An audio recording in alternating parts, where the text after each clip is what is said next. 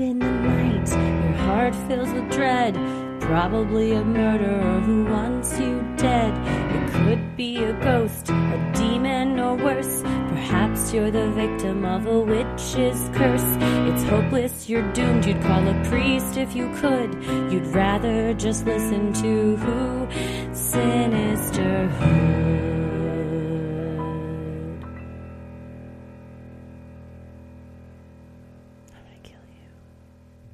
Hello and welcome to another edition of Freaky Friday, where we tell your odd but true stories. As you hear this, it is Friday, August 29th. And as we record it, though, it's Wednesday, August 27th. And it is another day in America with another brutal mass shooting that we're grappling with as we were just getting ready to share someone's encounter with a mass shooting on this very episode.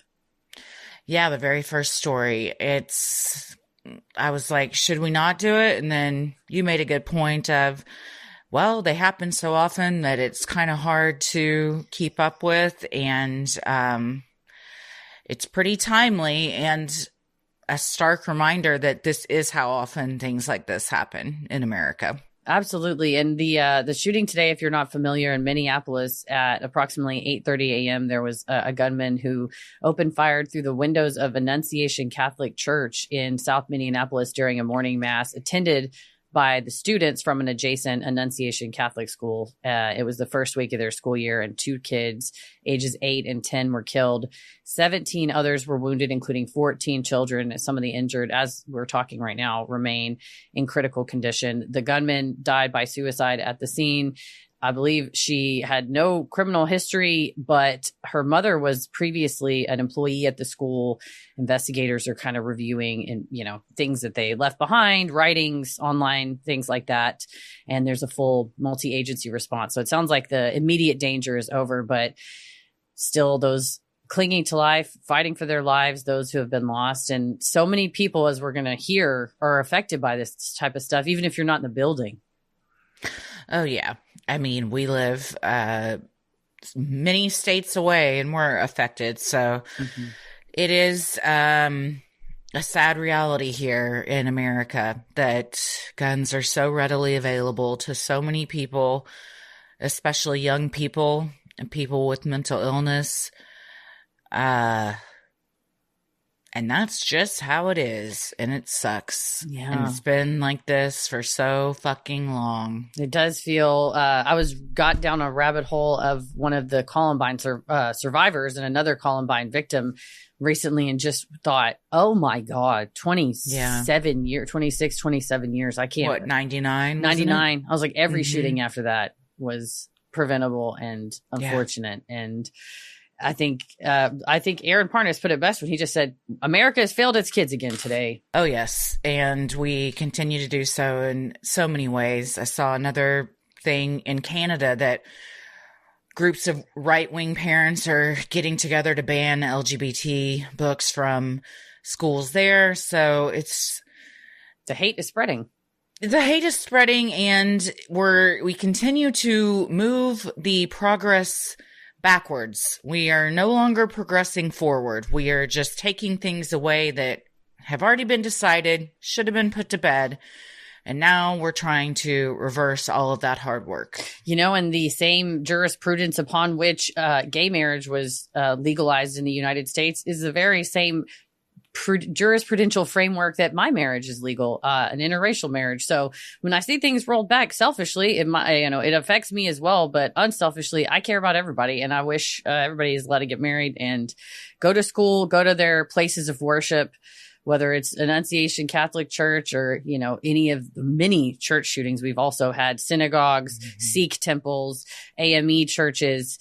It's definitely an insidious thing that infects all of us. And Michelle's story kicking us off, I think, is a reminder, again, of the ripples, those ripples we feel. Absolutely. Well, I'm Christy. I'm Heather. And let's get freaky. Like we said, content warning. This first one is from Michelle, and it's called Perspectives Through a Brush with Mass Violence. And as we mentioned, this does discuss mass shootings. Hello, my name is Michelle, and I'm a longtime fan of the podcast. I took a break from true crime, and I'm easing into some of the less horrifying episodes, currently listening to Freaky Friday episode 139. The story of the woman who experienced the Hamilton shooting scare inspired me to write in my own story. I love that your podcast is oftentimes true crime with a call to action, bringing hope of change and consequences to these harrowing scenarios.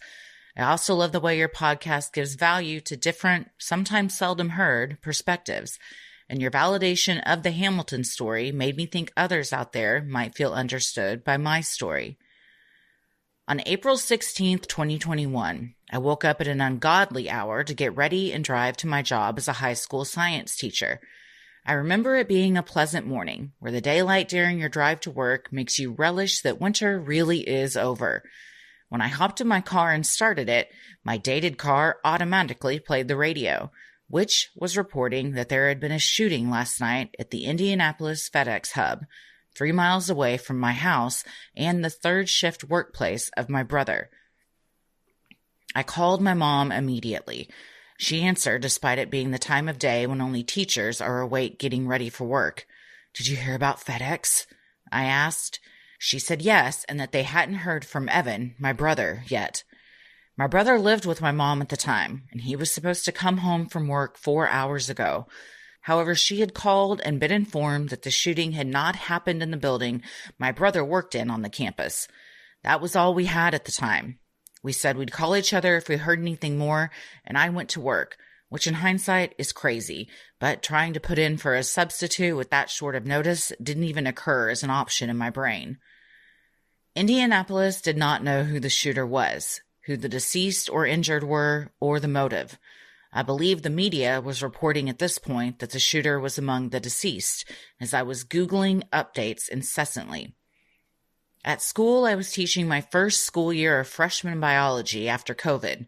The kids were masked and social distanced, and I was teaching one of my favorite groups, of course we have favorites, about the cell cycle and keeping my phone extremely close in case for updates from my mom.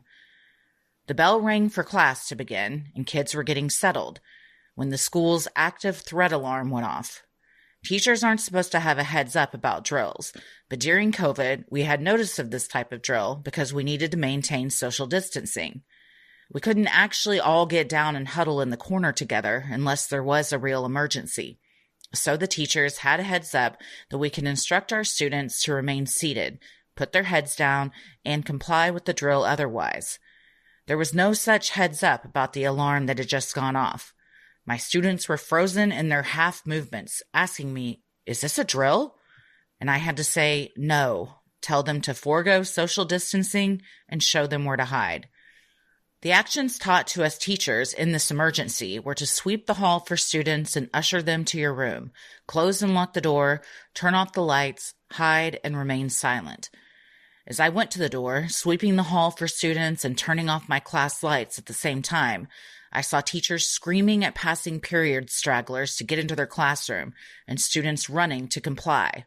No students were near my room. I closed the door and locked it. We were taught to keep the students hidden and silent, but we weren't taught exactly what we should be doing while the students were hiding. I later heard that some teachers pulled out concealed baseball bats and golf clubs kept in their room for this occasion. I heard that some teachers cried. I heard that some huddled with their students. I didn't know what to do, but I felt like my students would feel safer with an adult between them and the door. I stood silently to the side of the locked door, listening to the alarm blasting, constantly refreshing my school email on my phone, looking for communication, and considering what to do next. I texted my husband about what was going on, and I considered texting my mom, but chose not to because we still didn't know exactly what was going on with my brother, and I couldn't saddle her with worrying about me, too. I kept my ears peeled for gunshots or screams. Because I didn't hear any, I theorized that it might be happening at the other end of the school, but it felt like I would start to hear them any minute. Was this an angry student? A random attack? Was it a planned multi-location attack related to the FedEx hub? I wanted to take my students and get out of there while it was still silent outside my door. The siren stopped and the principal came over the announcement system. The alarm had been accidentally set off by construction happening in the building. I told my students that if they'd texted their loved ones to text them back immediately and that they had my permission to call them as well. My students were rattled and I was too. Once everyone got settled into their desks again, we talked about what had just happened, and I opened up that I was still waiting to hear about my brother at the FedEx hub. I've talked about this encounter in therapy and to others, but I can't quite describe that even though in the end we were safe all along, in the moment it was happening. In the moment I was listening for the shots, expecting them, making plans, texting people what might be my last communications. It was never a drill, but rather an accidental alarm, so we had every reason to believe we were experiencing a mass shooting. After living in a state of that belief, even for however short amount of time that was, my nervous system has never been totally satiated by knowing we were not ever actually in danger. My mom contacted me shortly after that to let me know that Evan came home. They held all the employees at the FedEx hub for many hours as the shooting was initially investigated, and in his building, they had to check all their belongings and cell phones into lockers before their shift. They were not allowed to get into the locker room during the investigation, so no one could get their keys to leave or their phones to contact their loved ones. I understand the need for total lockdown, but it was brutal on the family side. My brother was fine. His building was miles away from where the shooting occurred, but he was exhausted after being at work for over 24 hours by the time he got home. I want to take this moment in my story to express my condolences for the lives lost at the FedEx shooting on April 15th, 2021. I'm just so sorry. I can't verbalize the way my heart goes out to Matthew Alexander, Samaria Blackwell, Amarjeet Johal, Jasvinder Kaur, Amarjeet Sekhon, Jaswinder Singh, Carly Smith, John Weisert, and everyone else affected. I also want to highlight a conversation I had with a fellow teacher after this event. The quote, stay and hide method taught to us by the administration and common in other districts did not feel like an adequate measure in the moment and made us feel potentially further endangered. Instead, many schools are switching to locking down, gathering anything you can as a weapon, and evacuating the school. Ever since that day, I told myself that if this ever happened again, I would be more prepared to protect my students, regardless of district policy. I spent many a prep period thinking of the best evacuation routes in what was likely a trauma response to control the situation in hindsight. I felt like my students and I were sitting ducks and that we were wasting away quiet time when we could have been escaping. Thankfully, that future situation never came, and while I'm still in education, I'm no longer a classroom teacher. Thank you so much for reading this. I submit what happened to me for two reasons. I think school safety measures should think critically and proactively. Title IV is a federal education grant that is given on a per-pupil basis to every school in the nation for school safety improvements. Please don't let the Trump administration destroy this in their attack against the U.S. Department of Education, public service, and grants in general. Funding safer schools should be a bipartisan effort. I also want to highlight the trauma of close calls. That day is burned into my memory, and it's hard for me to communicate how scary the situation was after knowing in hindsight that me and my brother were safe all along. Since then, I've had a panic attack at a concert and declined to go to other large events out of fear of mass violence. It's important to share these stories, and I hope someone else who is potentially traumatized after a not quite dangerous situation feels validated by my story. You went through something, even if it wasn't the something you thought was happening.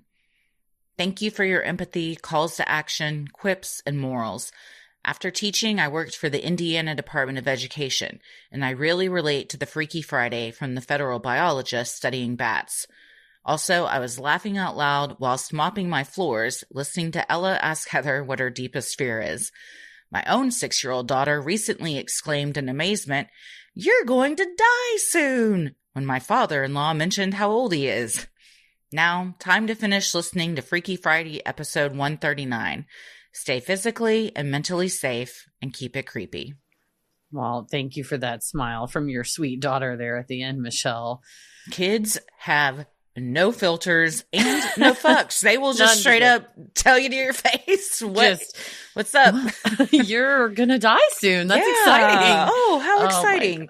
Oh, sweet girl. Well, yeah. Thank you for sharing this. I feel like we said kind of at the top, it just shows that even when it isn't, you're not even in the building when it happens, still the way that terror can affect people just in the community and how it affects, is my dad okay? Is my mom okay? Is my sister, brother, cousin, whoever is there okay? Like we said about the folks with the Aaron Patterson case, like Don and Gail and Heather and Ian, they don't live in a vacuum where it's just like their immediate family. They've got untold amounts of people that care for them. And that's what every one of these names you read is what I could think of. And then everyone that's affected from the shooting today to this one back in 2021, all the way back. Absolutely. Yeah. And you make a really good argument for, you thought what was happening in the moment was you were in the middle of a mass shooter. And that does not, your body doesn't understand, oh, this was just a drill at the time. Later it can, but that doesn't undo the trauma that your body went through and your brain thinking you really were. And the horrible irony that your brother, y'all are waiting to hear from him involving a mass shooting. You get to school, you've got your own mass shooting incident. And while that was a freak accident caused by construction, it just shows how common again these are in America, that literally there was a shooting at FedEx and very possibly could have been a mass shooting at a school just hours later.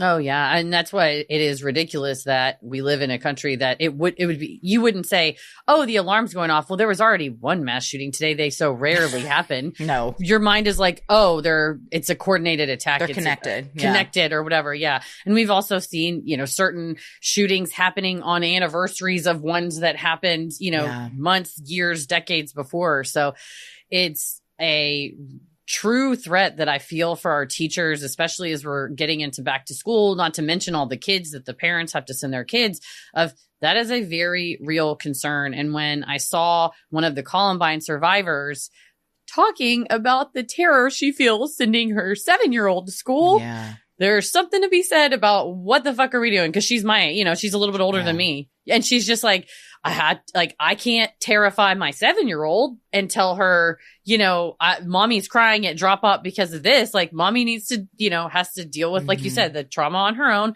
But that it's a very real thing that, again, we say, well, you survived. Only 2 people were killed and everyone else survived. Okay. Those scars then are going to continue to harden throughout the rest of their lives. I mean, when we have 40, mass shooter survivors in their 40s now concerned for their kids, or a mass shooter kindergartner then being in a mass shooting in college. And then later having kids potentially and sending them to school. I mean, it's generational trauma at its finest.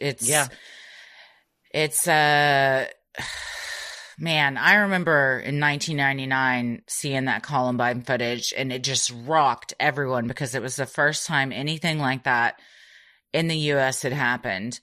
And like we said, that was 26 years ago, and it's only gotten worse. And when I say worse, I mean like every year is exponentially worse. More free. I mean, it's the number one cause of death for kids in the United States. Which is I think fucking crazy that the number one cause of death for kids is a gun. Yes. Not a car accident. The only drowning, choking, something that like you would just, sports injuries, they would be doing. Yeah. No. Yeah, I would, if you would ask me, I would have probably guessed like choking on something. But because everyone eats, you have to eat, right? But also everyone goes to school. My one hope that I have for this nation, and we'll leave it on this, is that I am 38 years old. I was born in 1986, graduated in 2005. I never once had a mass shooter drill. I didn't Columbine happened in 99. It wasn't as prevalent. I mean, some things happen here or there, and we would kind of get into like lock the door ish, but at no point was it like, if the gunman comes in, you've got to lock down behind this. And I've heard classroom full of kids being trained this way. And my question to all of us is, what do you think it does to the psyche, to the fear factor of an entire generation, which is most of Gen Z and now also Gen Alpha. What do you think it's going to do to them when they've literally faced death every day when they go to class? So maybe they start running for Congress younger. We see Maxwell Frost. I think we're going to see young people go, fuck it. What am I waiting for? Why would I wait for anything? I'm not going to wait till I'm 35 to go run for an office. I'll run when I'm 25. Who cares? Like, I almost got shot every day going to school. So I think we have to recognize what we've psychologically done to an entire generation that's going to make them fucking unstoppable. Hopefully unstoppable in a good way. Unstoppable, and not to take away from that at all. I just know from being in therapy with my own therapist and talking about this myself that while they are unstoppable, it has caused a whole other issue of anxieties, fears that we did not deal with. I did not have I had tornado drills.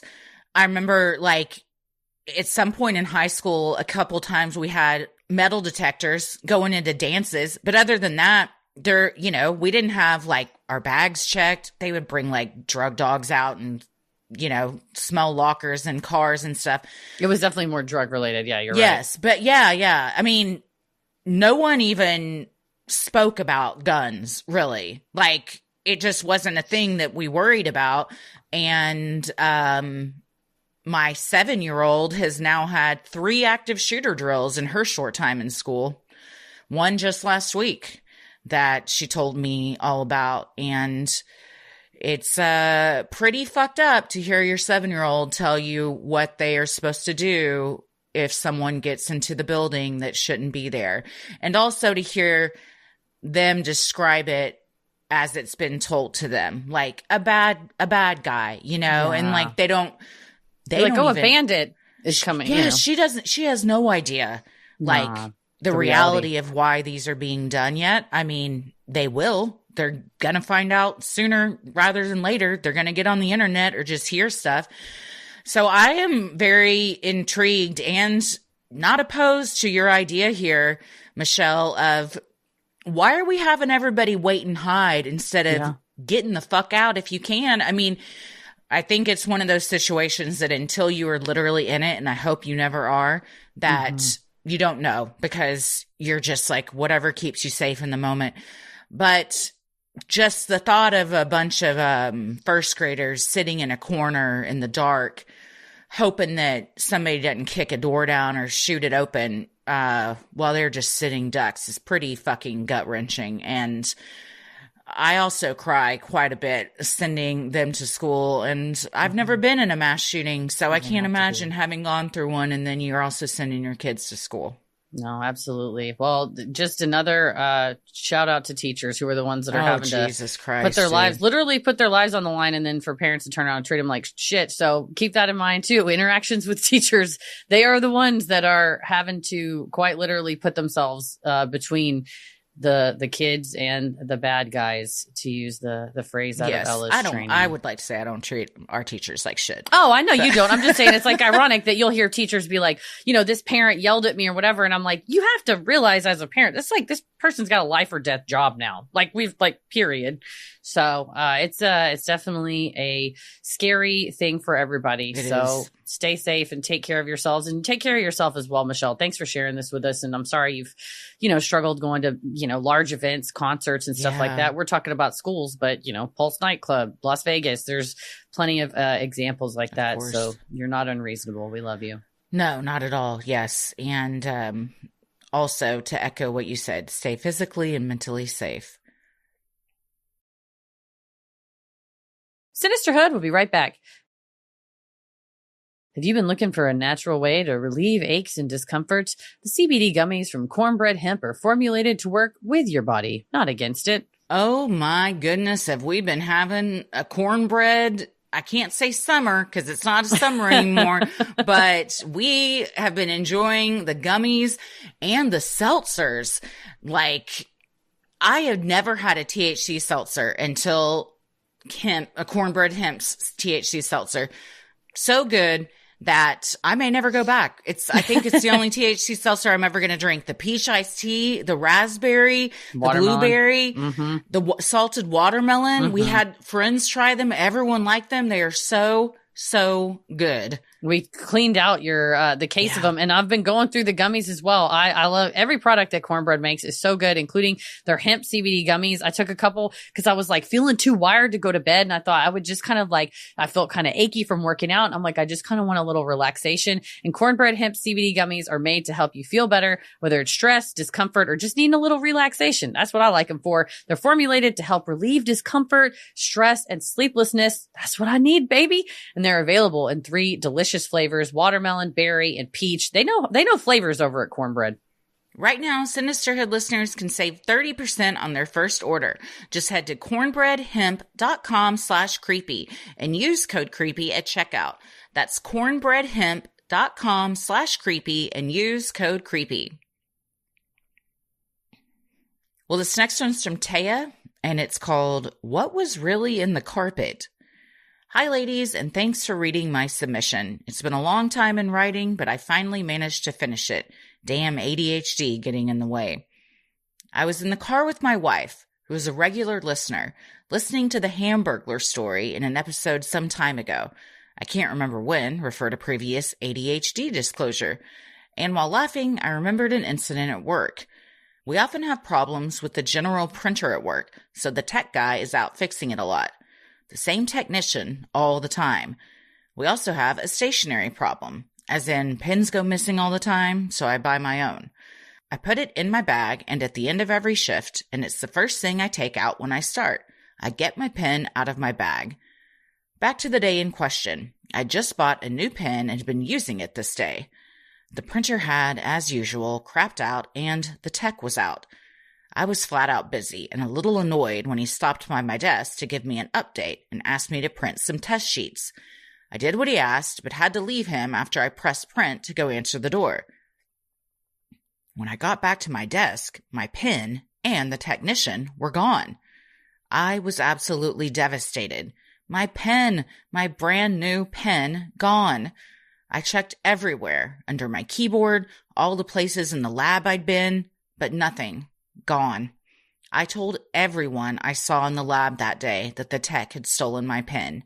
When I say everyone, I mean everyone, from the Queensland state manager to everyone in my team on the evening shift as they arrived. It was as I was signing out and looking for a pen that I reached into the top pocket of my shirt, where I often stash my pen as I'm working and moving about the lab. There, in all its safety, was my pen. Oh my God, I thought. I've been accusing the tech all day of pen theft, and it was me all along. I've been asked if I told everyone the truth by my family. The answer is, no, I did not go and tell the state manager that the pen thief was exonerated, as I was an idiot. He still gets shifty eyes from the team when they see him. Now the main story that my wife suggested I send in. I was 5 when my mom met my stepdad. He was an interesting guy. He had the nickname Teflon because no matter what dodgy things he'd gotten into, shit didn't stick.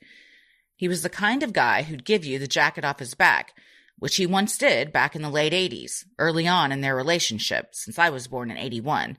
He gave it to my aunt. Sure, take my leather jacket on your night out. Stay warm, he told her. She was thrilled, until at the bar she put her hand into the inside pocket to find his handgun. I know it's different in Dallas, but in Australia, guns aren't really a thing. We had a national gun buyback in the mid-90s because of a massacre in Tasmania. But even before that, it just wasn't common for an average person to own a gun. It was hugely unusual to just have a handgun in your pocket on a random night out.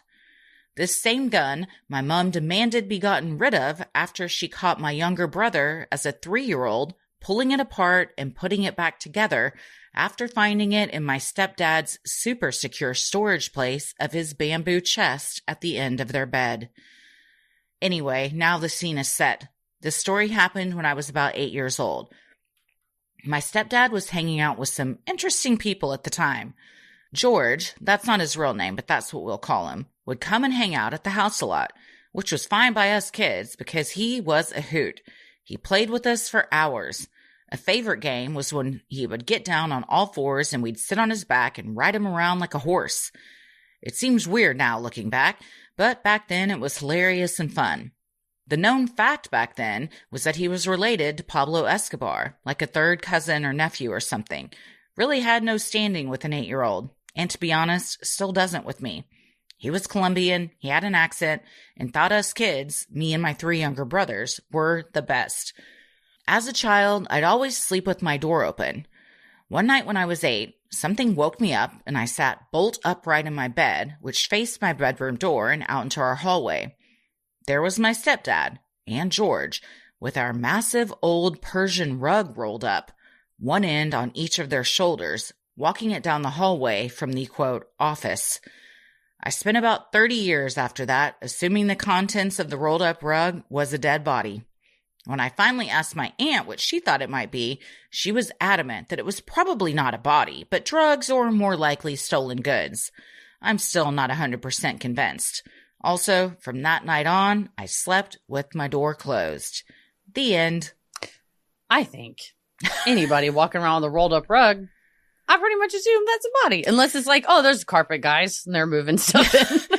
Oh, we just got to move all these rolled up posters in their tubes, and there's hundreds of them, so we gotta roll them all up in this carpet. Makes a really fat roll. You don't understand. It's very fat. No, that's so, especially late at night, and you're like, let's move the rug. Let's move the stuff in the rug. Yeah. It's like, I don't think you're just moving a rug. I guess you could move guns. I think that's a little dicey though. The guns start falling off the side, propped up on both of your shoulders. And, you know, things bouncing around in there. If the weight is not equally distributed, I think something could roll off and then possibly go off. Yeah, right. It just flies out and the bullets go everywhere. Meanwhile, your Pablo Escobar's cousin George is just giving everybody horsey rides. That's George not weird. Escobar. It's fun. We were a horsey ride family. We'd get a horsey ride from my dad. Like, that's not unreasonable. He wasn't also a drug trafficker, though. No. No. Crazy. It's always interesting to me when you see snippets of people that have a life of crime, but they're also just people that enjoy like playing with kids, you know, and do like normal stuff like that too. And when you see like those snapshots of just like, oh yeah, we all do stuff like this, it's makes you realize we're not all that different. George Escobar, he's just like us. We contain multitudes. Man, what a good time. And also, Taya, if you want, you could just, next time the tech comes when he leaves, just tell everybody in your office, like, remember that time I accused him of stealing that pen? I found it in my chest later. It was like my chest pocket later. It was crazy. Yeah. Just quietly tell one person, tell the biggest office gossip, and then they'll tell everybody else. Yeah, you don't have to worry about it. And also, if you just like, it comes up naturally and you kind of just say it like off the cuff, it doesn't sound as much like you've been harboring a secret all these years. A dirty secret. Oh, I love it. Well, thank you so much for sending that in. Sinisterhood will be right back.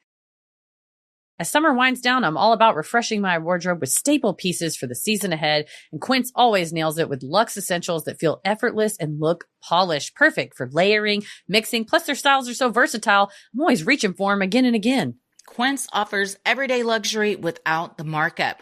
Think chic cashmere and cotton sweaters starting at just $40. Washable silk tops, classic denim pants, timeless styles you'll keep coming back to. And by working with top artisans and cutting out the middlemen, Quince delivers high-end quality at 50 to 80% less than similar brands. Plus, they only partner with factories that follow safe, ethical, and responsible manufacturing practices using premium fabrics and finishes you can feel good about.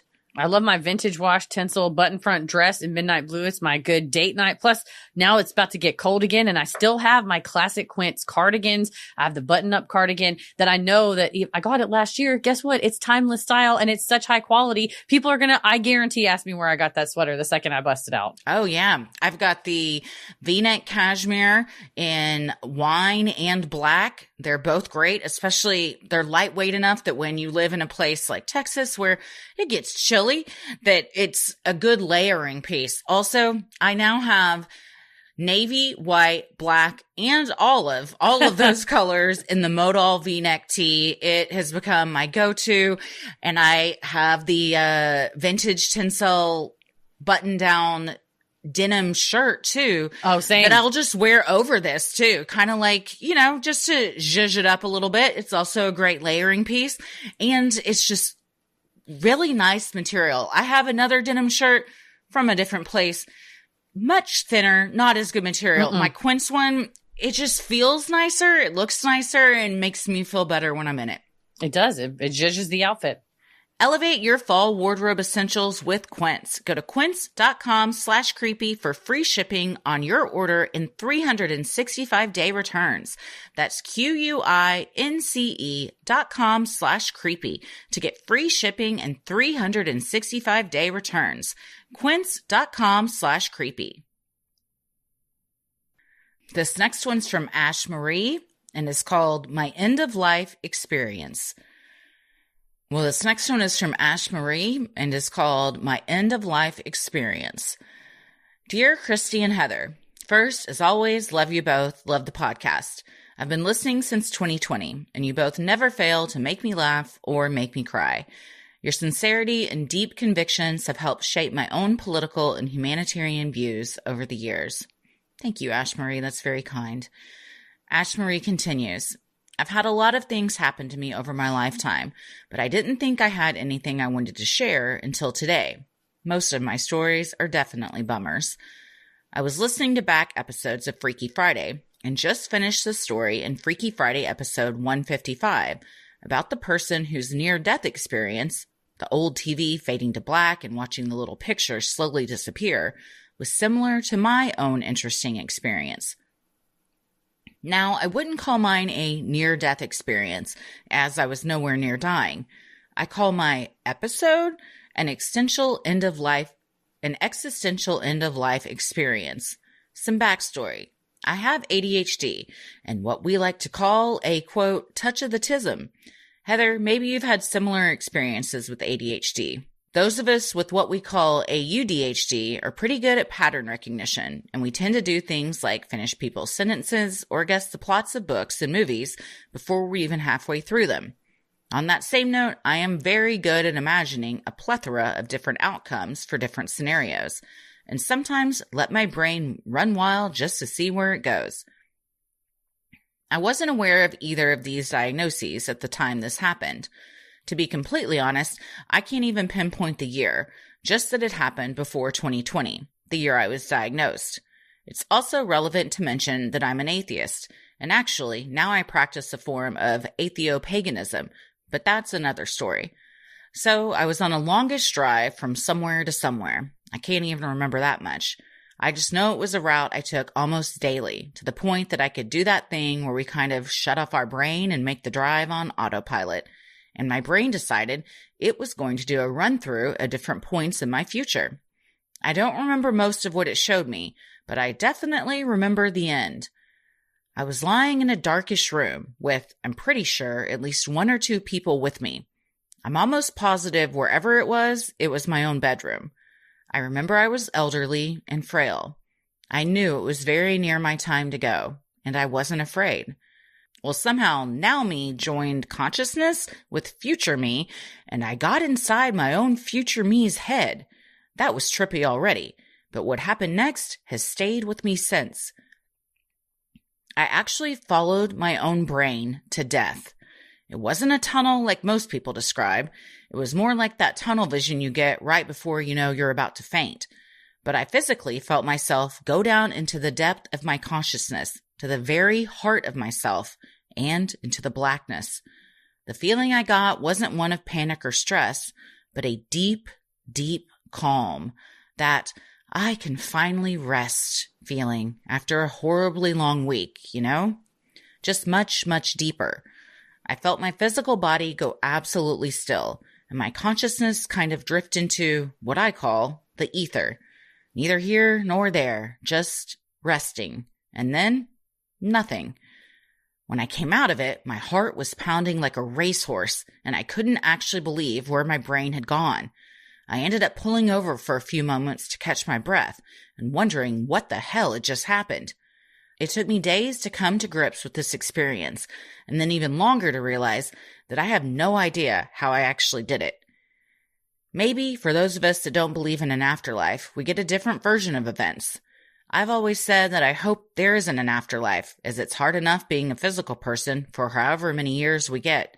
I don't want to have to keep on consciously existing for eternity, and if reincarnation is a thing, please let me come back as a tree or something.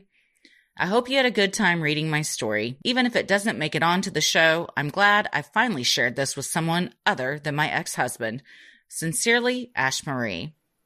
Oh, Ash Marie, what a thing to happen while you're driving. Yee. Just like literally, although you're atheist at the time, Jesus, take the wheel. Like somebody take the wheel because I'm out. I'm like in a deathbed somewhere. Like I'm surrounded by my loved ones. I'm not like plowing down the Your street. meat sack takes over and hopefully just like you said, we've all done it. You just go into autopilot. I really try these days to be much more present when I'm driving and not let my mind wander like that. Cause I will get to a place and be like, well, don't remember driving that drive. Just guess I got here though. And that's not good. So, but if I am going to see how my life ends and travel into future me's consciousness, I'll make an exception. Yeah, right. It's like, you got this, buddy. You got this half brain. No, but the amount of times that I leave my house that I'm like, I need to go to the store, the doctor, whatever. And I end up driving towards your house. And I'm just like, muscle memory, like habit or whatever. But the idea that we can maybe visit other conscious versions of ourselves is such a fascinating thing. I always wondered if some dreams are like that. And not that it's like this current life we're living either. I don't know if like you believe in past lives or ever looked into any of that, but I'm fascinated by the idea of the fact that our consciousness is separate from our brain.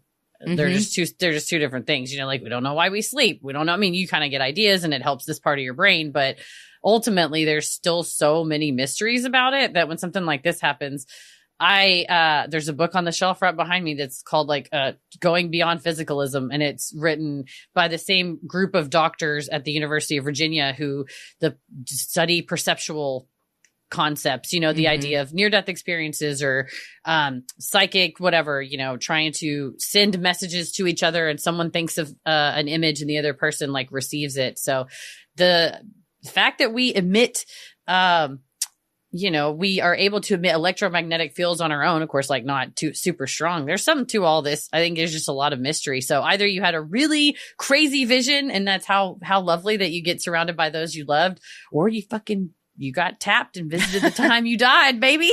Oh no. There's a Black Mirror episode. I've been trying to think of the name of it this whole time. I think it's called Santa Monica.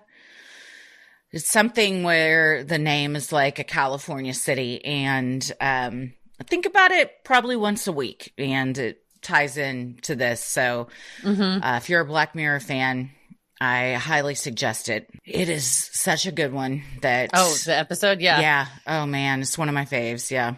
This also made me think of both the book and the novella and the adaptation of Life of Chuck as well. So there's some connections. Don't stop talking about the Life of Chuck.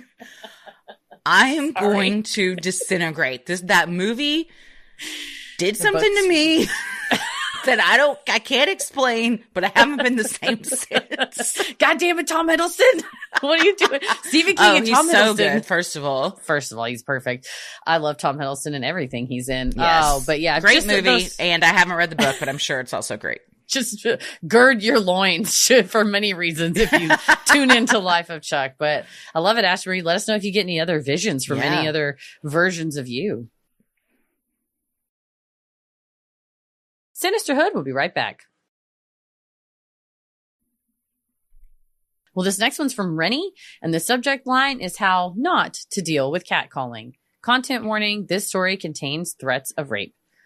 Hello again, ladies. I've been meaning to write this in for some time, but Heather's mission of being more crazy than the person who's threatening or attacking you in Freaky Friday 176 reminded me I hadn't done it yet. This didn't happen to me, but I'm sharing it with permission from my friend Hillary. Hillary was biking down the road, minding her own business, when some men drove past her. The passenger rolled down the window, and of course, Hillary was ready for a, "Hey, baby," or some shit equivalent. But no, this sentient, ingrown toenail decided to hit her with, "Hey, bitch, we're gonna rape you." And then they drove off, laughing to each other about how uncomfortable they just made her. But they did not know who they were messing with. They hadn't gotten very far down the road when they had to stop at a red light.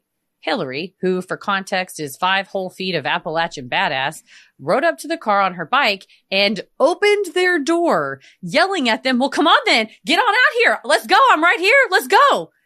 They fought to keep the door closed as she fought to reopen it, with everyone screaming the entire time until the light changed and they drove away. I don't necessarily recommend this as a course of action, but I have to admit it worked and hopefully gave those guys something to think about. People like this are counting on the fact that we will keep quiet and go along. And I'm not saying that doesn't have its merits. At the end of the day, the most important thing is to keep yourself safe. I'm just reminding everyone it's not the only option. Sometimes we can fight back and ruin their day. Thanks for reading, Rennie. Dude, go Hillary. Queen Hillary. Now, Hillary, you are a badass, and I'm not saying everyone should do this, much like Rennie. Yeah. But fuck yeah. You scared those guys so bad. Dude, they were trying to keep you out of the car. They picked the wrong one on the wrong day. I told you I ended up, I don't know if it's because my phone is in the room when we record or just what I like, but I've ended up on the feral bitch TikTok algorithm. And I say that with all the love in my heart. Multiple different, one woman was running and she was just doing a run and a guy was trying to interrupt her on her run. I don't know if he was going to like ask her for directions. You're an adult. You don't need my help. I'm in the middle of a run. If I was at the gym doing sets, someone wouldn't come up and be like, "Hey, I just wanted to, did you know, could you just tell me where the bathroom is?" Like, phones. Bitch, I don't work Check here. Check your fucking phone if you need something. Go into a shop. Exactly. Look at him out. But she's running. He's like, "Hey," when she's like, no. And he kept talking to her. And then she was like, just started barking at him. And then he's like, "Hey, whoa." And then another lady had gotten followed and was doing like the selfie filming, like, you know, where you've got your phone down going, "This guy's filming me." And the guy was behind her or "This guy's following me." And he's like, I wasn't following you. And she turned around and she's like, "Yes, you fucking did. You did a U-turn in your car to come around and follow me. You pathetic fucking creep piece of shit." And he's like, "Whoa, just come." She's like, no. And I'm like, and then you see, you know, people start to surround and stuff. And the guy, I am obsessed with watching men just go, "God, just calm down." And I'm like, fear me. Like, you don't understand how feral I am. Yeah, I'm just waiting to. So I'm operating at like a 9.5 every day. Yeah. So it takes very little to set me over. Yeah. So, this is just me. You're the wrong one. I'm the wrong one. I'll tell you that. That's why I was like, I sort of walk around like a porcupine all the time where I'm like, "Look at the quills, bitch." I love Hillary's. I might have pulled on the door and said, "I'm going to rape you," but that's your choice, my choice. But if you're not a combative person, I really love, and I cannot recommend the Right to Be organization. They are so good for thoughtful, option training. So like they'll train you like in a situation like this, there's like 5 things you could do. So it kind of helps you. So you're not just like, "Well, I'm going to go fist fight everyone." That might not be the best choice of action. Like maybe filming if someone else sees it happening, filming. So I like to have a bouquet of things from which to choose to respond to shit like this. So shout out Hillary though. This is one way to do it and I'm not mad about it. Also, I looked up the episode and it's San Junipero. Okay. And it's from the 2016 season of Black Mirror. Get on it, baby. Black Mirror 2016. We were like, that won't be like nowadays. And then just 9 years later, it all looks so similar. All of the Black Mirrors, I'm like, that's not too far off, if not already happening. That's how you know it's good speculative fiction. Well, thank you, Rennie, and thank you, Hillary, for letting her share that with us. Sinisterhood will be right back. This next one is from Birdie, and the subject line is "Reporting a Mental Health Professional Nightmare." Hi, Heather and Christy. You can call me Birdie. Now, I would love to fawn over how much I love you guys, but I'm a wordy bitch used to writing 40-plus page papers. I almost opened this with Sinisterhood et al. As my greeting instead of a hello due to writing out so many citations. So I'll just say that after years of listening to podcasts, yours is the first that I'm writing into. So let's get into this. In a previous Freaky Friday, episode 169, story Who the Hell Says That? June 27th, 2025, you had someone write in that had a truly upsetting experience with their therapist and started talking about reporting the therapist. I in no way am trying to dissuade them from doing this. I just want to share my experience. Now, there's a rather important difference. I am applying for SSDI, Social Security Disability Insurance. It's been a years-long process, and like hell, I'm stopping now no matter what fucking idiotic BS the government does. I'm going to shove the truth of my situation down their throats until I can get the highest person possible to look me in my face, state that they know what I'm living with daily, and are refusing to help. They can't hide their actions from me. So I think it's possible that my experience would be different from someone reporting their personal therapist or psych. For a bit of context, due to my disability, none of my connective tissue works correctly, including that in my organs. I had to watch for a brain aneurysm at 21 and had to do brain scans regularly for years. I dislocate and subluxe my joints daily. In fact, it's one of the reasons I haven't written in before. I have multiple stories, but typing often causes injuries to my fingers, wrists, and arms. And talk to text is often garbage, not to mention you need privacy. It's called Ehlers-Danlos syndrome, hypermobility type, and with it, I get an alphabet soup of comorbidities. So to go through with getting SSDI, I have to get this evaluation by a psychiatrist, even though I'm not getting disability for a mental disorder, because they see a few on my record. I have ADHD, autism, CPTSD, and anxiety. I now have to. Thankfully, I wasn't paying for it, but that also might have influenced the outcome of my report. I'll be calling this asshat Dr. D. I got a letter that made it seem like I couldn't have anyone with me during the exam with Dr. D, so I was on my own. They gave me the address and minimum directions. Once I got into the building, I couldn't find the office, and I wasn't alone in that. I ran into another person and their caregiver that were equally lost. We wondered for a few minutes before I dug through my paperwork, found the business, then their phone number, and called the front desk. Ew, hate doing that. And then point me back to where we started. Well, it turns out there is one of those metal doors that normally you see under an emergency exit sign, half hidden behind a standing banner/flag with a piece of paper taped on it that states it's a shared office space.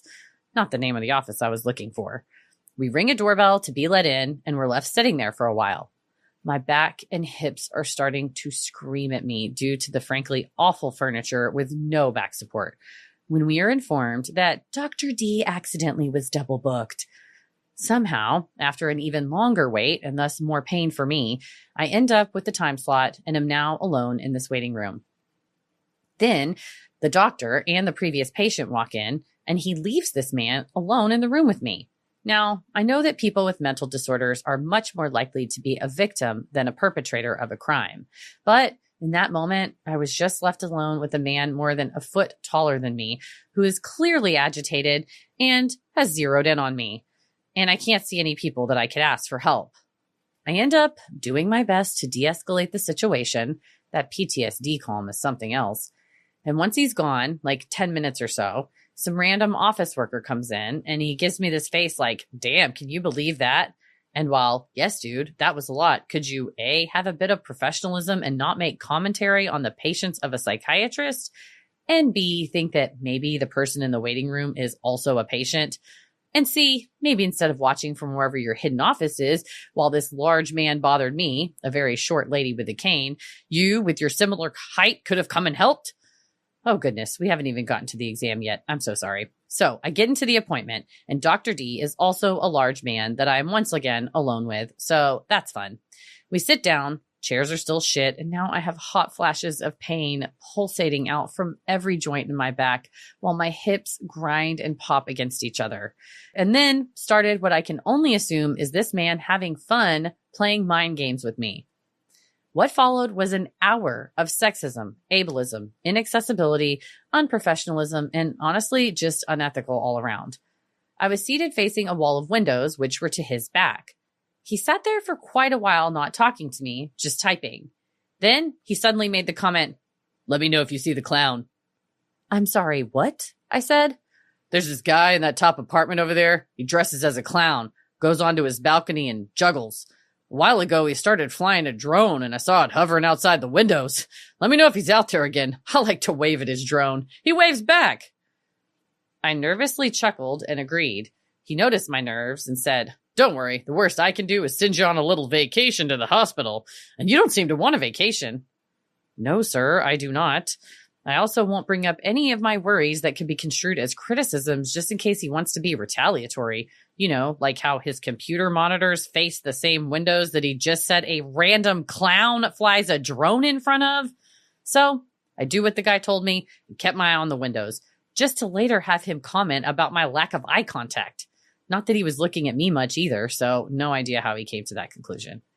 He continued to joke about how he could send me on a vacation throughout this session, at one point asking if I want to go there as he has the power to send me there. This assessment had no structure. I've been in more than a few psychiatrists' office. I'm an old hat at this by now, and I have never had an experience like this. Highlights include asking me if I like chicken nuggets, which he claims is because of my autism, as all autistic people love chicken nuggets. Then, right after, he asked me to detail my sexual assault, unprompted, and demanded details. Talk about emotional whiplash. And he never indicated that I could choose not to answer. If he noted my distress, he never did anything about it. If anything, he would grin and push more. I think he enjoyed it. He would write down something before asking me a question or restate my answer as a twisted version that fit his narrative. He made fun of my memory repeatedly, made several comments that were belittling and made me feel dumb, and talked to me like I was a child. He claimed that my memory problems were caused by my medication, despite this being our first meeting, and he had no prior knowledge of my treatment, conditions, or how they've impacted me over time. He also didn't take into account that I might not be performing to my usual standard because somebody had been making this a stressful environment. He was fixated on my physical health rather than my mental health, which is what he should have been focusing on. He made multiple assumptions to the impact and causes of my physical disabilities. Finally, I could leave. I limped out of his office and suffered a flare that lasted at least a week due to the combination of stress and physical discomfort. But I was finally done with the assessment. So I'm good now, right? Wrong. Now we get the results mailed to us. Not only is it full of spelling errors, he misspelled chicken for Christ's sake, and yes, he used me liking chicken nuggets in his assessment as proof of my autism. The rest of the information was just wrong. He said my hair was orange. My hair goes past my butt to about mid-thigh and is mostly dark brown with pink, orange, red, and purple on the bottom. It was also up in a bun showing all those colors, but mainly my brown hair. He also said I had no tattoos. He didn't ask me if I did. I do, and it's one that he should have been able to see given the way he was constantly looming over me, walking so close I could feel the breeze of his steps behind me. My tattoo is one of those slightly behind the ear, but visible without moving the earlobe ones. He did compliment my appearance and was a bit fixated with how, quote, put together I was. All throughout this report were supposed answers I never gave and questions I was never asked. He would say, X is of no concern in one section, only to say, due to X, this is a common problem for Birdie. There were so many contradictory statements. I think he copy and pasted part of his report in one part and just filled some blanks in with what he thought was my assessment. I was livid. So I got in contact with my own therapist. Hi, Tracy, they, them, love you. And they walked me through how absolutely fucked up this appointment was. Because by the time I'd left, I was half convinced it was just my own brain that was causing the confusion and turmoil that the assessment triggered. After all, I was tired emotionally and physically and was in a ton of pain. Maybe I was just making this worse than it was. They also walked me through what reporting Dr. D would look like, what would be expected of me, and answered all my questions. They helped me write up a report, wrote a part in there too about how concerned they were with his behavior, included all the assessments and work we had done over the years that showed obvious discrepancies, and sent it all to the necessary boards. It was found that he did nothing wrong. His report stands and will remain on my record, and he won't get any disciplinary action. Now, this could be because of my disability case, the government not wanting to lose one of the few people doing these assessments. And to be honest, I've had other government-mandated doctor assessments for my disability application that were equally fucked up. One had completely false data in it. One wasn't even a test that would show my disability. So now my case has been dismissed so many times that I've reached the point that my lawyer and I are going to court to argue for my disability in front of a judge. Our system is broken, shards cutting into the people we send through the system while we choke ourselves with the strips of tape we're using to hold it together. My experience has been particularly bad, apparently. My lawyer has been doing this for decades, and it's the worst he's seen. But the fact that even one of my experiences could happen to someone else is infuriating, and I don't know what to do to fix it. I don't know what can be done. How do we make sure that the reports are taken seriously? How do we check the truth of various tests and assessments that are being done on an already vulnerable population? I don't know, and I'm so sorry. My heart bleeds for my disabled brethren that are crushed beneath the cogs of this infernal machine daily. All I can do is try and share what's happening here in this little pocket of dystopia. Maybe if enough people realize what so many are going through, we can enact change, somehow. Sorry to end on a bit of a downer, and it's annoying that this is the story of mine that I'm finally putting out into the world. I have so many others. Attached are some pictures of my fur baby Junie, also known as the Devil's Child, who loves to be absolutely smacked as hard as you can on her butt, has one eye, and has tricked vets for years into thinking she's middle-aged. She was an adult when she came to the rescue I volunteered for, and then spent a while with my grandmother before coming back to our home in 2013. So there's no way she's 7 to 9 years old. Everyone deserves to see and love this little monster. And a picture of me so you can see my hair. All the love, Birdie. Oh, man. What the hell is wrong with people? First of all, clown Birdie, drone. I'm so sorry you're having just the worst time with this. The second a psychiatrist said to me, let me know if you see the clown.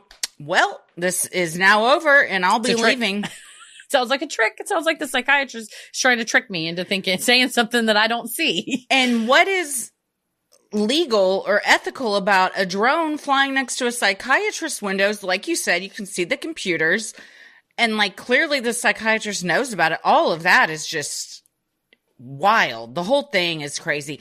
But what I will say, I've seen several different psychiatrists / other kind of health people in that realm over the past year, and what is going on? Because No. Sometimes I'm just like, do y'all know how to talk to people? Like, do you know, like the other day I was talking to someone and they asked like about my OCD, and I said, well, a lot of it involves like my kids, and when I send them off to school, and I just imagine the worst things happening. And she goes, have you ever tried just like not doing that? Yeah, every day in my life, but I'm glad I just paid you $300 for this hour for you to give me such enlightening advice. That's like, Heather, did you ever just think maybe stay on task?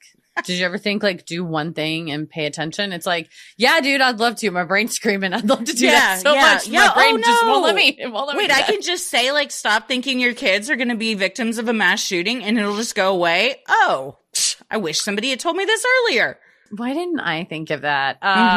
Well, it can't be the entire problem, Birdie, but there is, if I'm not mistaken, data to support that perhaps certain times male providers with female patients may not take complaints quite as seriously. I will say you're absolutely right. The system's broken. One of my internships was with a federal magistrate judge, who is the magistrate judges are one kind of rung down from a federal judge, and the magistrates see like pleas. They do a lot of pretrial, but strangely, they are the appellate level for Social Security disability claims, or at least when I was there.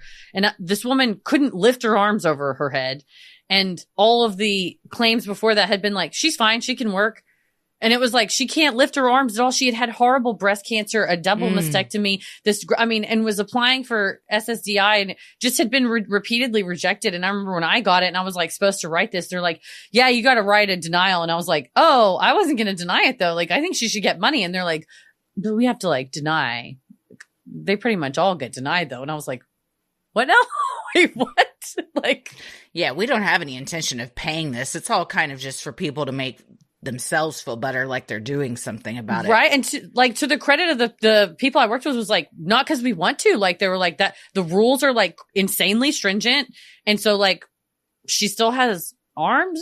She can still sit up. So we're just going to say no. And I was just like, this is the most person with like the most disabilities I could read about. And then to write a thing and be like, and you are denied. And I was like, I'm a cog in a devil's machine. Like, Yeah. fucking terrible. Anyway, I'm a comedian now. So, but no, as far as how to fix it, like, great question. I think it's got to do with like those standards. I think they're probably much like a lot of our federal standards, kind of archaic and outdated. Mm-hmm. Well, good for you for fighting the good fight. I hope it gets better for you.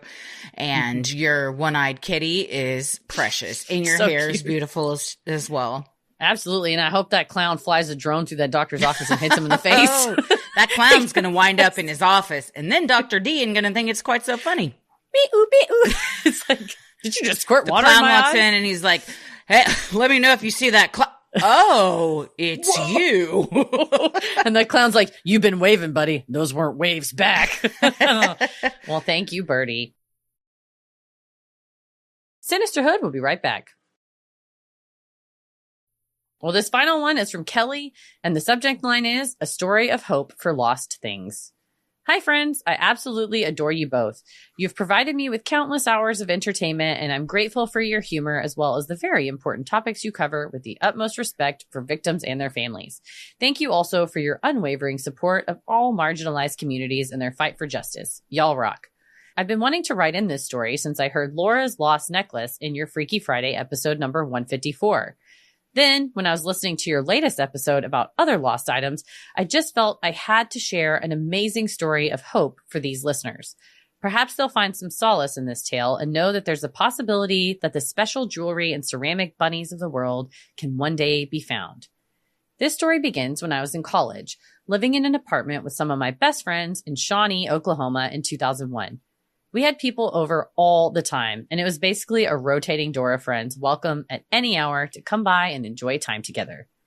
I have many fond memories of living in this apartment until it all started to fall apart around us. Literally, when it would rain, there were multiple sagging holes in the ceiling that would leak on us as we showered, went to the bathroom, hung out in the living room, etc. There was also super gross, bright, rust-colored shag carpet that had to have been installed in the 70s, still lending its retro vibes to our eclectic college decor. It was nasty, but somehow it fit. At the end of this year, one of my roommates got married, so the rest of us began looking for a new place to live and perhaps not get leaked on. We found a new apartment, and my wonderful mother, who had already helped me move multiple times in my college life, arrived once again to help me pack and clean before we left. As we moved our couch to clean the nasty shag, we noticed that a piece of the carpet was peeling up on the end, and my mom exclaimed that she had found a ring on the portion of exposed floor underneath. It was a large men's class ring, complete with the name of the school and even the owner's name engraved on the inside. My mom, who has a heart of gold, took the ring and immediately began working on finding the owner. She contacted the administrative office at the college campus I attended, as well as the registrar from the high school that was on the ring, both asking if they knew the owner and could possibly contact him to let him know we found his ring. Both schools said they didn't have information they could give on this person, which is bizarre to me since I would think the high school could at least contact him on our behalf. But anyway, Mom never gave up. She held on to that ring for 20 years in hopes that she would one day be able to locate its owner, and continued checking in with both schools for several years with no luck. 2 years ago, my sweet mom was diagnosed with Alzheimer's disease and moved from Oklahoma City to Austin, Texas into our home so I can help care for her. As I was helping her unpack boxes from the move, I came across the ring. She lamented on how she was never able to locate the owner and had finally tucked it away in the back of a drawer. It occurred to me at this point that we ought to try social media and see if we could locate this guy. In one quick search, I found who it had to be. I contacted him, and he was shocked and overjoyed that his long-lost ring had been found. He had searched for years and never understood where it could have gone. Lending another element of strange, small worldness to this story, he had recently moved from Oklahoma and also landed in Austin, Texas. We realized we had mutual friends and similar careers, further linking us and providing the ring more small ways of finding its way back to where it belonged. I was able to take my mom to meet with him to deliver the ring in person and share the story of how she had held on to it and tried so hard to find him for so many years. It may sound silly, but there were tears shed in this situation.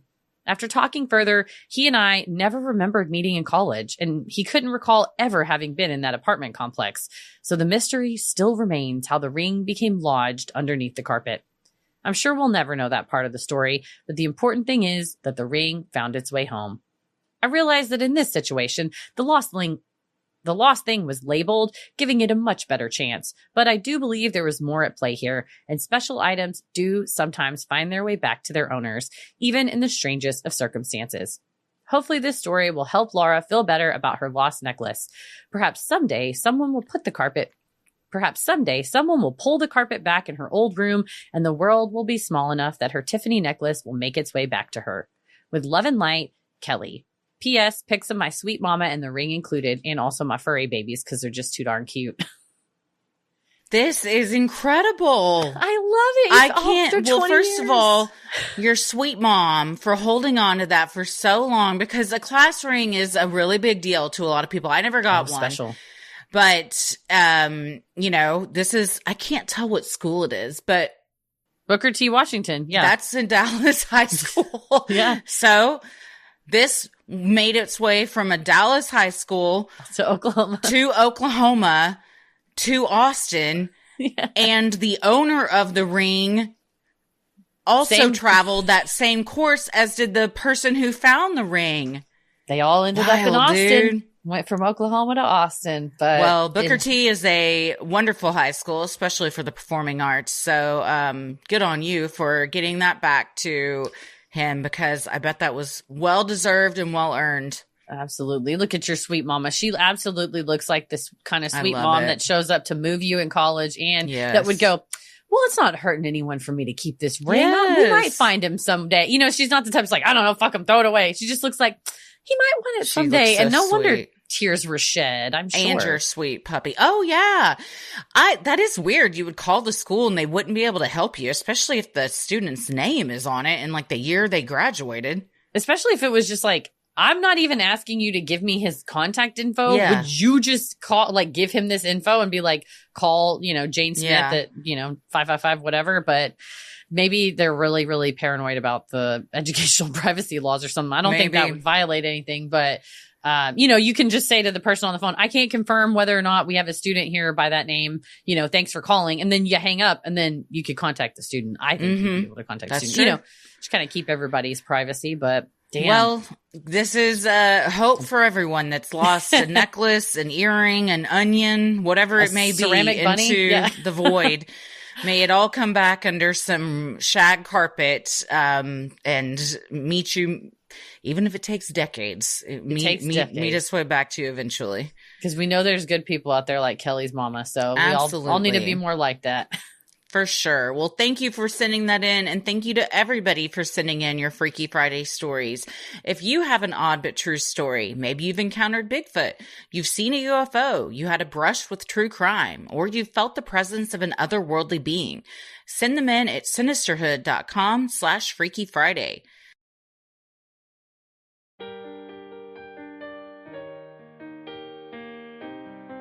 Speaking of freaky, have you got something creepy caught on camera? Found a weird or unexplainable clip online?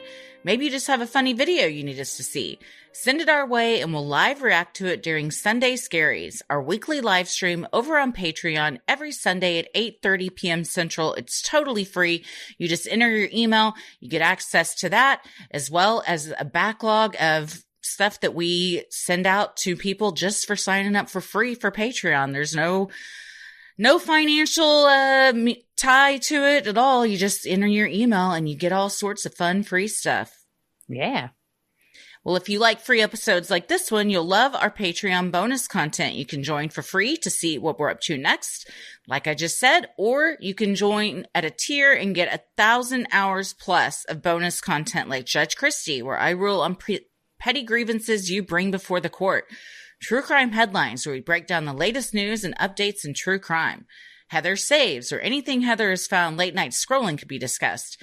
And Am I the Asshole, Unpopular Opinions, and other subreddits that we feel require our input. If you don't know what you're talking about, you go over and get a free trial. It's where you join for a week at any of the tiers. Check out all the perks, binge everything, cancel anytime before the trial is over without getting charged, or join for a full year. Do an annual membership, get a month free.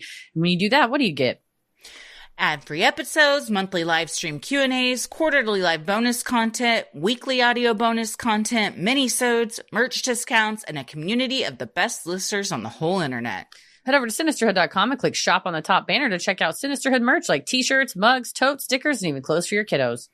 While you're on our website, you can also review the show. You can submit topics and cases you'd like us to cover. You can submit your stories for Freaky Friday and all your videos for Sunday Scaries. Plus, you'll find tickets to Crime Wave at Sea 2025, as well as our only land show. That's our sea show, our land show, October 4th, 2025 at the Texas Theater in Dallas, Texas, Season of the Witch. Tickets are available for both of those at Sinisterhood.com. You'll also find fun things like topic-based playlists. You can follow us over on Instagram and Threads at Sinisterhood Pod. Like us on Facebook at Sinisterhood. Follow us on YouTube and TikTok at Sinisterhood Podcast to watch clips from the episodes, live streams, and more. And if you're looking for a unique and personal gift for the fan of Sinisterhood in your life, or you want to treat yourself to a pep talk or some advice, book a cameo now. From happy birthday to birth announcements to whatever accomplishment, we would love to create a customized video that can be immediately viewed and sent. A thoughtful gift, a unique gift, and you don't have to leave your house to order it. Go to cameo.com/Sinisterhood. Where can people find you on the internet? I'm on Instagram and Threads at Christy M. Wallace and TikTok at Christy or GTFO. Heather? I'm pretty much everywhere at Heather versus the world. As always, the devil rules the airwaves. Keep it creepy.